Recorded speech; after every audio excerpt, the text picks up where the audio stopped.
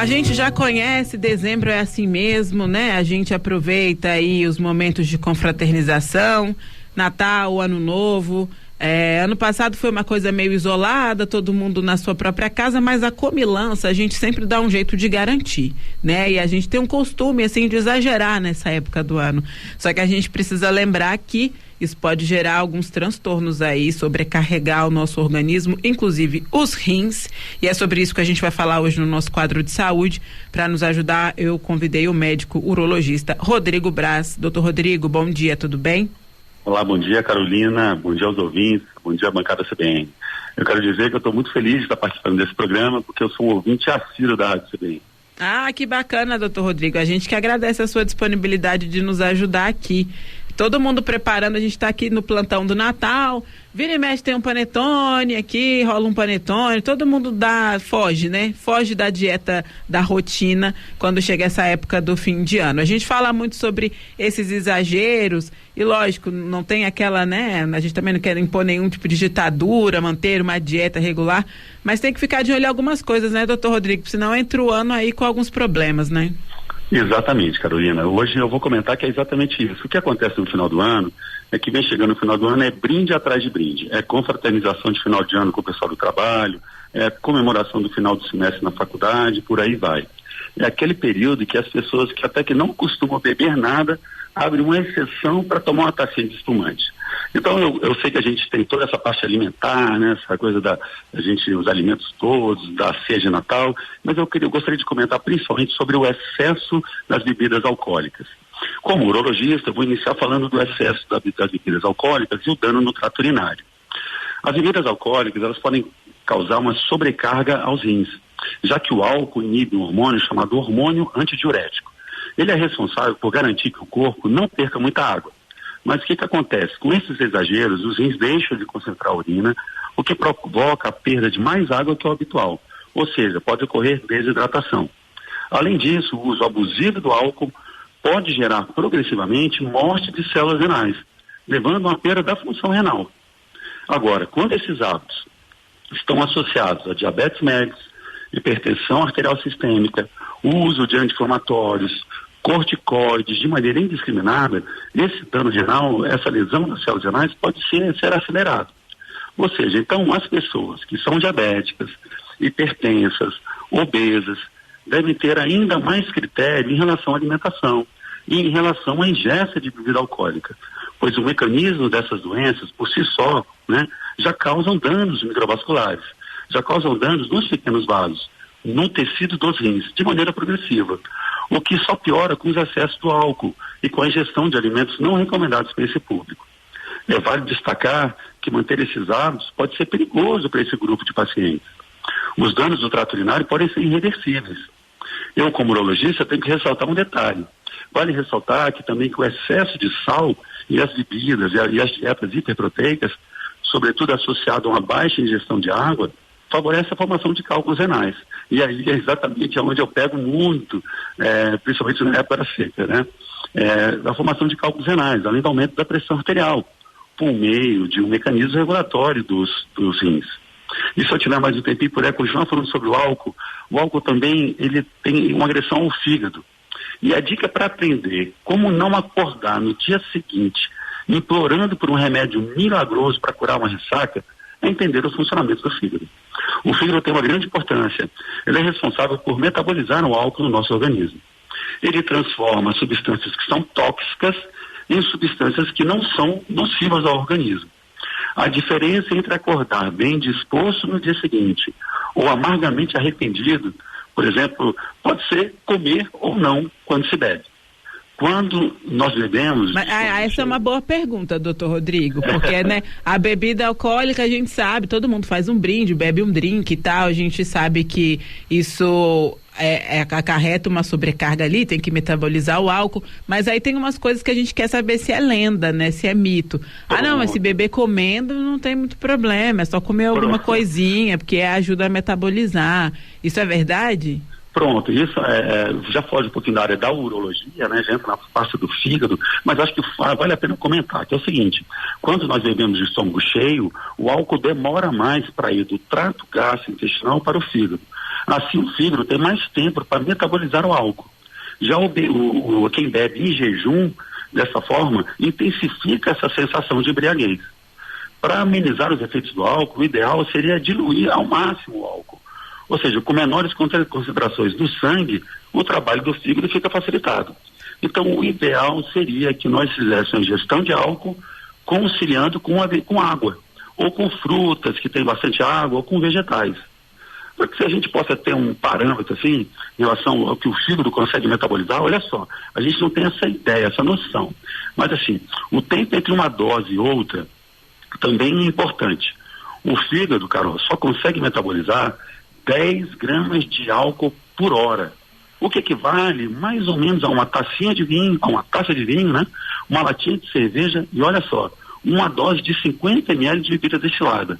Ou seja, se você dentro de uma hora ingerir mais do que essa quantidade, o excesso vai ficar circulando no seu organismo até poder voltar para o fígado e ser metabolizado.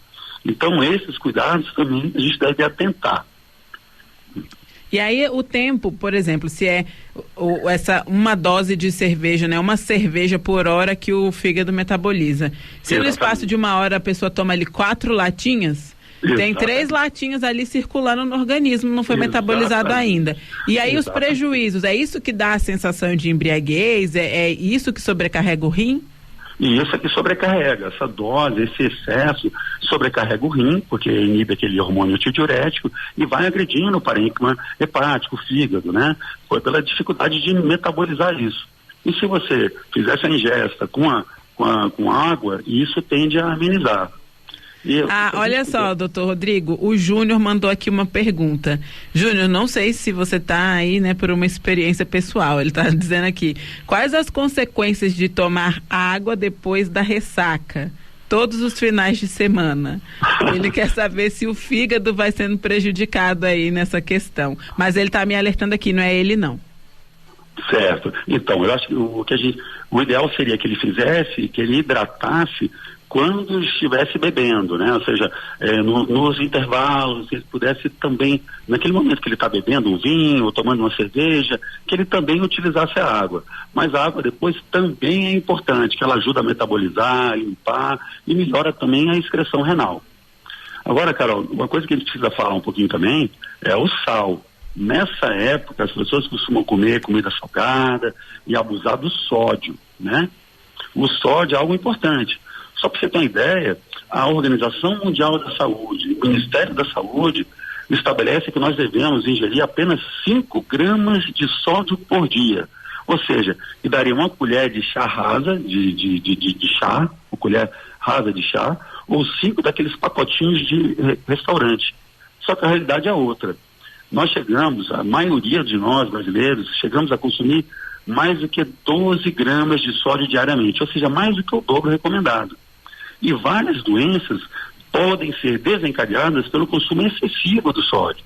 Entre elas, uma doença que é grave, que é a doença que é a hipertensão arterial sistêmica e a insuficiência renal. O que acontece? O excesso de sódio ajuda a reter líquidos, aumenta o volume sanguíneo e aumenta a pressão arterial. Ao consumir produtos industrializados, a gente deve evitar os que tenham mais do que 400 miligramas de sódio. O excesso de sódio pode levar à hipertensão arterial, que é responsável por 65% dos infartos, que tiram a vida de 85 mil brasileiros por ano, ou seja, muita gente. Aproximadamente 230 mortes por dia. A pressão alta, então, é uma doença perigosa, traiçoeira e que na maioria das vezes é assintomática, até que surjam algumas complicações.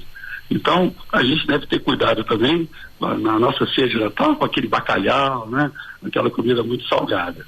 E aí junta tudo, né, doutor Rodrigo? A gente está ali tomando um vinho, tomando uma cerveja e exagera na comida também, e aí isso tudo vai sobrecarregando o organismo, né?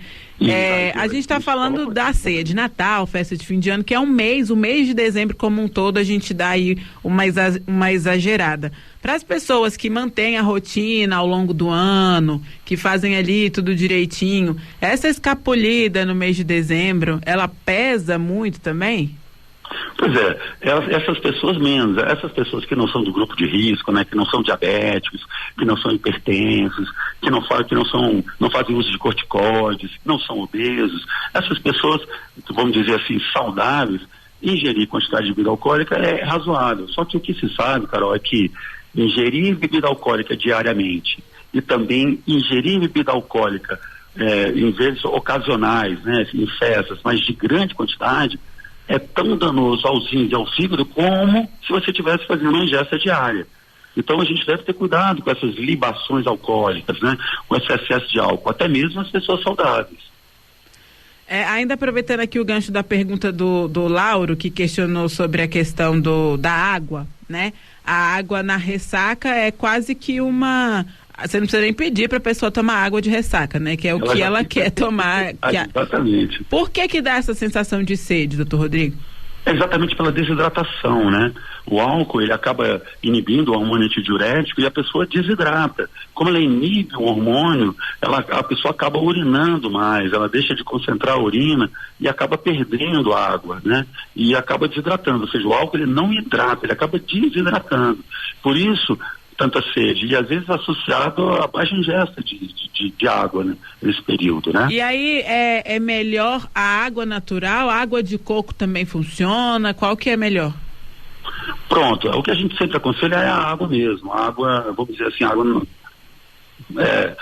mineral, né? Uhum. Essa seria o ideal. Mas a água de coco também ajuda, porque ela é um isotônico, tem isoativos, né? Tem o potássio, por exemplo, que faz essa reposição eletrolítica. É muito boa também. Mas o ideal é ir fazendo essa combinação enquanto está ali bebericando, né? Para não passar pela ressaca no dia seguinte. Exatamente, seria o ideal que todos nós conseguíssemos isso. Lembrássemos de beber água enquanto está ali tomando uma tacinha de vinho. Sem nenhum exagero, doutor Rodrigo já listou aqui pra gente os prejuízos, né? Os problemas que isso pode gerar, inclusive para pessoas que já têm, né, algum tipo de dificuldade, os hipertensos, diabéticos, tudo isso a gente tem que ficar de olho. Doutor Rodrigo Braz, que é urologista, está aqui nos ajudando a se preparar, se planejar para essa ceia natalina logo mais. Doutor Rodrigo, eu agradeço muito a sua participação, aproveito para desejar aí também boas festas, um bom fim de ano para você. Muito obrigado e um bom fim de ano a todos aí na CBN e aos ouvintes.